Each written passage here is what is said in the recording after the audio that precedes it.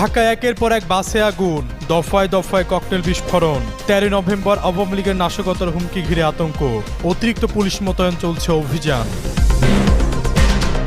রাজধানীতে আওয়ামী লীগের তাণ্ডব ঠেকাতে মাঠে নামছে যুবদল ছাত্রদলের নেতাকর্মীরা।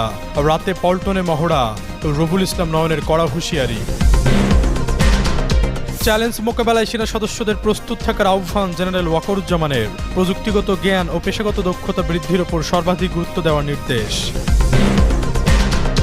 ঢাকায় জামায়াতের নেতৃত্বে 8 দলের যৌথ সমাবেশে নেতাকর্মীদের ঢল। জুলাই সনদের আইনি ভিত্তি ছাড়া জাতীয় নির্বাচন নয়, বললেন ডাক্তার শফিকুর রহমান। নির্বাচন সামনে রেখে চূড়ান্ত প্রস্তুতির পথে অন্তর্বর্তী সরকার। গুরুতর আচরণবিধি লঙ্ঘনে প্রার্থিতা বাতিলের ক্ষমতা পেয়েছে নির্বাচন কমিশন। নির্বাচনের তফসিল ঘোষণার আগেই হঠাৎ করে দেখা দিয়েছে রাজনীতি।